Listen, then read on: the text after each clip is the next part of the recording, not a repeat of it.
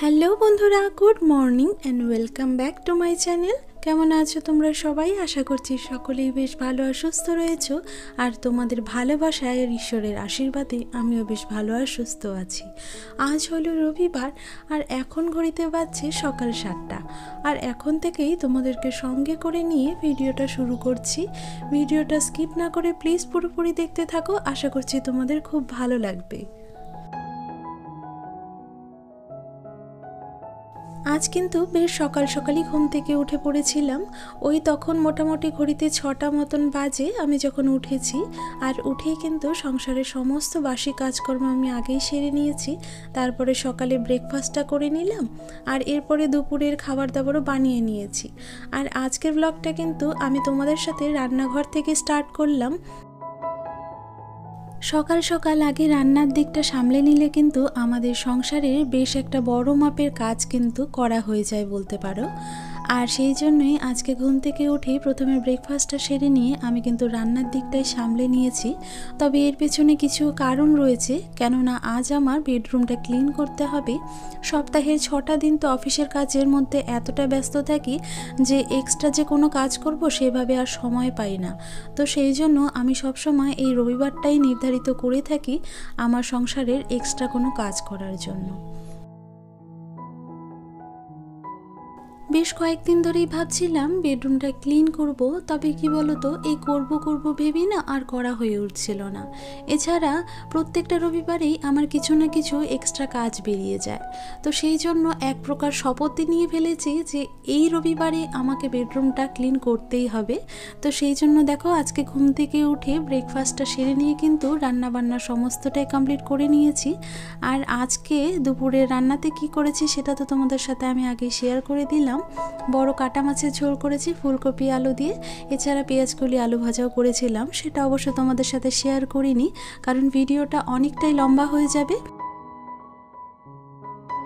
বন্ধুরা, আমার বেডরুমটাতে না তেমন একটা জিনিসপত্র নেই, মানে দু একটা ফার্নিচারই তো রয়েছে। সেই জন্য আমার বেডরুমটা ক্লিন করতে কিন্তু খুব একটা সময় লাগে না। আর এছাড়া আমি কিন্তু মাঝে মাঝেই আমার বেডরুমটা ক্লিন করে থাকি, সেই জন্য কিন্তু খুব একটা নোংরাও পড়ে না। তবে মায়ের বেডরুমটা কিন্তু অনেক দিন ধরেই পরিষ্কার করা হয় না। আর মায়ের ঘরে কিন্তু অনেক ফার্নিচারই রয়েছে আর জিনিসপত্র কিন্তু অনেক রয়েছে, সেটা তোমরা দেখলেই বুঝতে পারবে। আর সেই জন্যই কিন্তু মায়ের এই বেডরুমটা ক্লিন করতে অনেকটাই সময় লাগবে।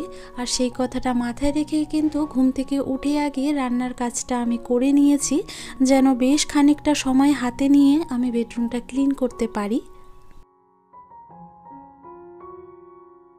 সপ্তাহে 6টা দিন আমার যেহেতু অফিসিয়াল কাজের মধ্যে ব্যস্ত থাকতে হয়, এছাড়া সংসারের খুঁটিনাটি কাজ তো রয়েছে যেগুলো আমাদের প্রত্যেকেরই করতে হয়। তো সেই কাজগুলো করতে গিয়ে না আমার সেইভাবে এক্সট্রা কোনো কাজ আর করা হয় না। তবে রবিবারগুলো আমি এই রকম ক্লিনিংয়ের কাজেই বেশিরভাগ নির্ধারিত করে থাকি। তবে কখনো কখনো আমাকে রবিবার ডাক্তারের কাছেও যেতে হয়।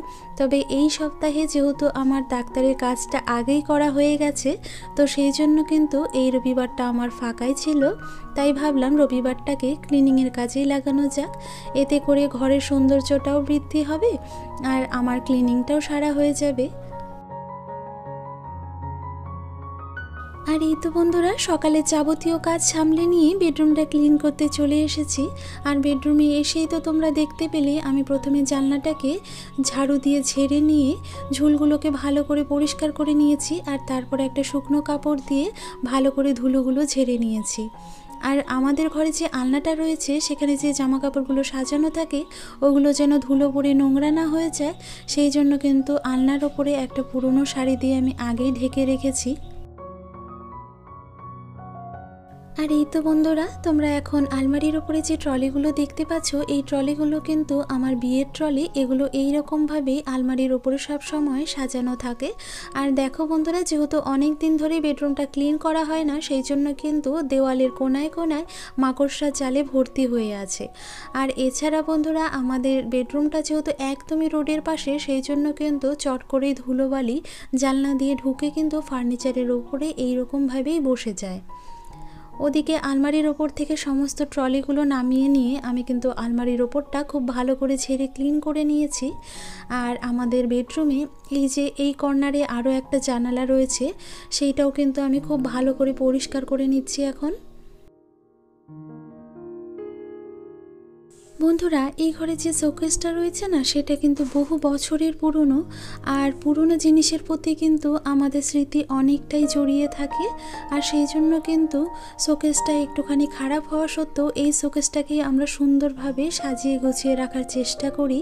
আর শোকেসের ওপরে যেখানে টিভিটা রাখা রয়েছে, সেটা কিন্তু একটা পুরনো ওড়নার ওপরে প্রথমে রাখা ছিল, যেটা অনেকটাই নোংরা হয়ে গিয়েছিল আর তাছাড়া দেখতেও খুব খারাপ লাগছিল।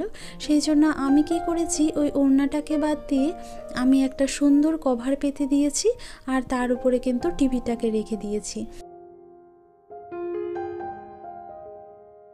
আর এই তো বন্ধুরা, শোকেসের ওপরে বাঁদিকে যে জিনিসপত্রগুলো রাখা ছিল সেগুলো কিন্তু সুন্দরভাবে সাজানো গোছানো ছিল না, আর বেশ অনেকটাই নোংরা হয়ে গিয়েছিল। তো আমি ওই জিনিসপত্রগুলোকে নামিয়ে খুব ভালো করে ক্লিন করে নিয়েছি। আর এই তো দেখো বন্ধুরা, খুব সুন্দরভাবে কিন্তু সাজিয়েও ফেললাম। আর ডান দিকে যে অংশটা রয়েছে, এখানে একটা চাদর পেতে দিয়েছি। আর কেন বলো তো, কেননা শোকেসের এই ডান দিকের অংশটা না অনেকটাই খারাপ হয়ে গিয়েছে, আর সেইটাকে হাইড করার জন্যই আমি এইরকম সবসময় চাদর পেতে রাখি। আর তার উপরে কিন্তু সমস্ত রিমোটগুলোকে সাজিয়ে রেখে দিলাম। বন্ধুরা, আমি কিন্তু প্রথমেই আমার ঘরে যে সমস্ত ঝুলগুলো রয়েছে সেগুলোকে আগে পরিষ্কার করে নিয়েছিলাম। আর এরপরে আমাদের ঘরে যে ফ্যানটা রয়েছে, ফ্যানটাও কিন্তু ভালো করে ক্লিন করে নিয়েছি একটা শুকনো কাপড় দিয়ে। কেননা বহুদিন ধরে যেহেতু পরিষ্কারের কাজটা করা হয়নি, সেই জন্য কিন্তু বেশ খানিকটাই নোংরা হয়েছিল। আর তোমাদের তো একটু আগেই শেয়ার করলাম যে বেডরুমটা একদমই রোডের পাশে, সেই জন্য কিন্তু নোংরাটা দুদিন বাদে বাদেই হয়ে যায়। আর কি বলো তো বন্ধুরা, আমার তো সেই রকমভাবে সপ্তাহে সময় হয়ে ওঠে না ক্লিনিংয়ের কাজগুলো করার। তবে আমার বেডরুমে যেহেতু খুব একটা জিনিস থাকে না, সেই জন্য আমি মাঝে মাঝে আমার বেডরুমটা ক্লিন করে থাকি। তবে এইবার থেকে ভেবেছি এই রুমটাকেও না কয়েকদিন বাদে বাদে ক্লিন করব। আর তা না হলে যখন আমি এরকমভাবে মান্থলি ডিপ ক্লিনিংয়ের কাজগুলো করতে আসি, তখন দেখি বেশ অনেকটাই সময় লেগে যায়, আর এতে করে আমার খাটনিটাও অনেকটাই বেশি হয়।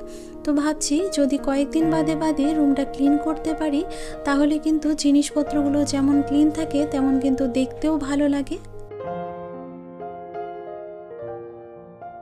বন্ধুরা, কালকে ভিডিওটা এডিট করতে গিয়ে দেখছি ভিডিওটা অনেকটাই লম্বা হয়ে গেছে, ওই মোটামুটি 2 ঘন্টা মতন হয়েছে। আর সেটাকে কেটে ছোট করতে গিয়ে কিন্তু বেশ খানিকটা সময় লেগে গেছে। আর ভয়েস ওভারটাই শুধুমাত্র দেওয়া বাকি ছিল। শুধুমাত্র এডিটিংয়ের কাজগুলো করতেই কিন্তু আমার রাত 3টে বেজে গেছে। আর সেই জন্য কিন্তু আজকে ভয়েস ওভার দিতে হচ্ছে আমাকে সকালবেলা। আর সেই জন্য তোমরা হয়তো আশেপাশের থেকে অনেক আওয়াজ পেতে পারো। তো প্লিজ বন্ধুরা, তোমরা সেই বিষয়টাকে একটুখানি ম্যানেজ করে নিও। বন্ধুরা, আমি প্রথমেই ঘরে যে সমস্ত ধুলো ময়লাগুলো ছিল সেগুলোকে ভালো করে ঝেড়ে পরিষ্কার করে নিয়েছিলাম। আর তারপরেই কিন্তু এখন গুছিয়ে রাখার কাজগুলো করে নিচ্ছি। কারণ এগুলো গুছিয়ে নেবার পরে যদি আবারও ধুলো ময়লার কাজগুলো করতাম, তাহলে কিন্তু আবারও জিনিসপত্রগুলোর উপরে নোংরা পড়ে যেত। সেই জন্য ভাবলাম আগে ক্লিনিংয়ের কাজগুলো করি, তারপরে ঘরটাকে সুন্দর করে সাজিয়ে নেব। আর এই তো বন্ধুরা, আলমারির ওপর থেকে যে সমস্ত ট্রলিগুলো নামিয়েছিলাম তখন, তো ওগুলোই এখন ভালো করে পরিষ্কার করে নিচ্ছি একটা শুকনো কাপড় দিয়ে। যদিও খুব একটা নোংরা ছিল না, তবে কি বলতো, হালকা ডাস্টিং করার প্রয়োজন ছিল, তো সেগুলোই এখন আমি করে নিচ্ছি। বন্ধুরা, ট্রলিগুলোকে যখন আমি পরিষ্কার করছিলাম, তখন হঠাৎ ট্রলির ভেতরে দেখি বেশ কয়েকটা জামা কাপড় রাখা রয়েছে, মানে বেশ কয়েকটা শাড়ি ছিল। তো আমি ওই শাড়িগুলো বের করে না অন্য জায়গায় রেখে দিয়েছি। আসলে বেশ কয়েকদিন হয়ে গেল যেহেতু এগুলো পরিষ্কার করা হয় না, সেই জন্য না বাড়িতে কারোর খেয়ালই নেই যে ট্রলির ভেতরে কিছু রাখা ছিল। ট্রলিগুলোর সাথে সাথে ওখানে যে সমস্ত ব্যাগগুলো রাখা ছিল আমি কিন্তু সবগুলোই খুব ভালো করে মুছে ক্লিন করে নিয়েছি। আর একটু আগে আমি যে বড় ব্যাগটা পরিষ্কার করলাম না, তো এখন কি করব বলো তো, যেহেতু ছড়িয়ে ছিটিয়ে রাখলে দেখবে জিনিসপত্রের জায়গা কিন্তু অনেকটাই বেশি লাগে, তো আমি ভাবলাম এই বড় ব্যাগটার ভেতরে ছোট ছোট ব্যাগগুলো রেখে দেব। আর কয়েকটা বাক্সও রয়েছে, এই বাক্সগুলো যদি পরে প্রয়োজন হয় তো সেই কথাটা চিন্তা করে আমি ব্যাগের মধ্যে বাক্সগুলোকেও ভরে নিচ্ছি। এতে করে কী হয় বলো তো, জায়গাটা কিন্তু অনেকটাই কমে গেল। শুধুমাত্র দুটো ট্রলি আর একটা ব্যাগ রেখে দেবো আলমারির ওপরে। আর এই তো বন্ধুরা, তোমাদের সাথে গল্প করতে করতে আমার কিন্তু অনেকটাই ক্লিনিংয়ের কাজ হয়ে গেল। ট্রলিগুলোকে খুব সুন্দর করে আমি পরিষ্কার করে এই তো এখন আমি আলমারির ওপরে সুন্দরভাবে সাজিয়ে রেখে দিচ্ছি। আর এখানে আমি একটা ট্রলির ওপরে একটা ট্রলি রেখে দিলাম, এতে করে কিছুটা জায়গা বেঁচে গেল। আর এই যে ব্যাগটা, এটা ভাবলাম প্রথমে সোজা করে রাখি, তারপরে দেখলাম যে না, জায়গাটা একটু বেশি লাগছে, তারপরে ব্যাগটাকে দেখো সুন্দর করে ঘুরিয়ে রেখে দিলাম। আর এই যে বেডের পাশে সুইচ বোর্ডটা রয়েছে, এটাও কিন্তু খুব ভালো করে আমি ক্লিন করে নিলাম। আর যেহেতু সুইচ বোর্ডটা একদমই সাদা রঙের, সেই জন্য কিন্তু নোংরাও খুব তাড়াতাড়ি হয়ে যায়। আর যখনই আমি রুম ক্লিনিংয়ের কাজগুলো করে থাকি তখন কিন্তু এইরকমভাবে সুইচ বোর্ডগুলোকেও ক্লিন করি। বন্ধুরা, তোমরা তো দেখিয়েছিলে যে বেডরুমটা ক্লিনিংয়ের আগে আমি কিন্তু বেডরুমের সমস্ত জিনিস আগে ঢাকা দিয়ে রেখেছিলাম। আর এই যে জানলার পর্দা, এগুলোকেও কিন্তু আমি খুলে রেখেছিলাম। আর এখন যেহেতু আমার রুমটা পুরোপুরি ক্লিন করা হয়ে গেছে, তো ভাবলাম জানলার পর্দাগুলো লাগিয়ে দিই। তো জানলার পর্দাগুলো লাগিয়ে এই যে এই সাইডে ক্যালেন্ডারটা রাখা রয়েছে, ক্যালেন্ডারটাকেও হালকা করে মুছে নিয়েছি। বন্ধুরা, বেডরুমের মধ্যে যে সমস্ত ফার্নিচারগুলো রয়েছে বা যা যা জিনিসপত্র রয়েছে সমস্তটাই কিন্তু আবার খুব সুন্দরভাবে ক্লিন করে সাজানো গোছানোও হয়ে গেছে। শুধুমাত্র বাকি রয়েছে এই টেবিলটা। তো দেখলাম টেবিলটা ভীষণই নোংরা হয়েছে আর অনেকটাই অগোছালোভাবে সাজানো ছিল। তো এখন ভাবছি এটাকে খুব সুন্দরভাবে ক্লিন করি, তারপরে সাজিয়ে গুছিয়ে তোমাদের সাথে শেয়ার করব। আর এই যে টেবিলটা তোমরা দেখছো, এটা কিন্তু একটা কম্পিউটার টেবিল, কেননা আগে আমাদের বাড়িতে কম্পিউটার ছিল। তো এখন যেহেতু কম্পিউটারটা নেই, তো সেই জন্য এই টেবিলটাকে আমরা অন্য কিছু রাখার জন্য ব্যবহার করছি। আর টেবিলটা না অনেকটাই চওড়া ছিল জানো তো, তবে ঘরে জায়গা যেহেতু কম আর যেহেতু কম্পিউটারও এখন নেই, সেই জন্য না সাইডের অংশটা কেটে বাদ দেওয়া হয়েছে। আর এইখানে না অনেক জিনিসপত্র রাখা রয়েছে, যেগুলো দরকার সেগুলোও রাখা আছে, যেগুলো দরকার নেই সেগুলোও রাখা রয়েছে। তো সমস্ত জিনিসপত্রগুলো আমি এখান থেকে বের করে নিচ্ছি। আর এরপরে একটা শুকনো কাপড় দিয়ে খুব ভালো করে এটাকে ক্লিন করে নেব। আর তারপরে যেই জিনিসপত্রগুলো আমার দরকার রয়েছে সেগুলো এখানে গুছিয়ে রাখবো, আর যেগুলো দরকার নেই সেগুলো এখান থেকে সরিয়ে নেব। টেবিলটা খুব সুন্দরভাবে ক্লিন করে নেওয়ার পর এখন আমি টেবিলের ওপরে দেখো দুটো প্লাস্টিক পেতে দিয়েছি, আর তার উপরে জিনিসপত্রগুলো গুছিয়ে নেব। আর এই রকমভাবে কোনো পেপার বা প্লাস্টিক পেতে তারপরে যদি জিনিস রাখা যায় না, তাহলে কিন্তু জিনিসগুলো অনেক দিন পর্যন্ত বেশ ভালো থাকে আর নোংরাও কিন্তু অনেকটাই কম হয়। আর আগে তো তোমরা দেখেইছো যে টেবিলের মধ্যে অনেক জিনিসপত্র রাখা ছিল, তবে সেই সংখ্যা কিন্তু অনেকটাই আমি কমিয়ে ফেলেছি, কেননা দরকারি জিনিসপত্রগুলোই আমি শুধুমাত্র এখানে রাখলাম, আর যেগুলো দরকার নেই সেগুলো কিন্তু আমি সরিয়ে ফেলেছি। টেবিলটাকে খুব সুন্দরভাবে গুছিয়ে ফেলার পরে আমি দেখো এখানে একটা কাপড় পেতে দিচ্ছি, যেহেতু আমার কাছে টেবিল ক্লথ অ্যাভেলেবেল ছিল না, তো আমি এখানে পুরনো স্টোলটাকে ব্যবহার করলাম। আর এটা পেতে দেওয়ার পরে কিন্তু টেবিলটা দেখতে অনেকটাই সুন্দর লাগছে। আর কিছু কিছু জিনিসপত্র দিয়ে আমি টেবিলটাকে গুছিয়েও নিয়েছি, সেটা তোমাদের সাথে পরে শেয়ার করব। আর দরজাটাও আমি এর সাথে সাথে ক্লিন করে নিলাম, যেহেতু দরজাটা মাঝে মাঝে পরিষ্কার করা হয় সেই জন্য খুব একটা নোংরা কিন্তু ছিল না, শুধুমাত্র ওপর দিয়ে একটা শুকনো কাপড় দিয়ে ক্লিন করে নিয়েছি। রুমটা ক্লিনিংয়ের সময় বেডের ওপরে যে চাদরটা পাতা ছিল সেটা তো ধুলো ময়লা পরিবেশ অনেকটাই নোংরা হয়ে গিয়েছিল, তো ওই চাদরটা আমি খুব ধীরে ধীরে সাবধানে বের করে নিয়েছি। আর ওটা তো অবশ্যই কেচে দিতে হবে, তবে আজ যেহেতু অনেকটাই লেট হয়ে গিয়েছে, তো সেই জন্য কাছাকাছির কাজগুলো আজকে আর করব না, এগুলো কালকেই কেচে দেব। আমি বাইরে ওটাকে বের করে রেখে দিয়েছি। আমরা কিন্তু সবসময়ই বেডের উপরে যে চাদরটা থাকে তার নিচেও একটা পুরনো চাদর পেতে দিই। এতে করে কি হয় বলো তো, তোশক হোক বা কাঁথা, সেটা কিন্তু নোংরা খুবই কম হয়। বেডের ওপর থেকে নোংরা বেডশিটটা বের করে এই পুরনো বেডশিটটাকে এখন টান করে রেখে দিলাম। আর এখন আমি পুরো রুমটাকে ঝেড়ে পরিষ্কার করে নিচ্ছি। রুমটা মুছে আমি স্নান করে এসে তারপরে একটা ভালো বেডশিট পেতে তোমাদের সাথে শেয়ার করব। আজ পুরো বেডরুমটা ক্লিন করতে গিয়ে বন্ধুরা এতটা সময় লেগে গেছে, এখন জানো তো ঘড়িতে বাজছে ওই 3:30। কোনোদিনই কিন্তু আমার এতটা লেট হয় না, তবে যেহেতু ক্লিনিংয়ের কাজটা অনেকটা সময়ের ব্যাপার সেই জন্য কিন্তু আজ একটু লেট হয়ে গেল। তবে কোনো ব্যাপার না, মাঝে মাঝে সংসারে কাজ করতে গেলে একটু 19-20 হয়েই যায়।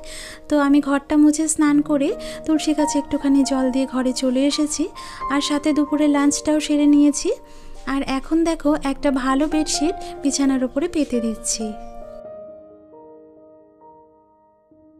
স্নানের আগেই তো পুরো রুমটাকে আমি গুছিয়ে নিয়েছিলাম, তবে শুধুমাত্র বেডটাই গোছানো বাকি ছিল। তো স্নান করে এসে ঝটপট করে বেডটা এখন গুছিয়ে নিলাম। চলো এবারে পুরো রুমটা গোছানোর পরে ঠিক কেমন লাগছে তোমরা দেখে নাও।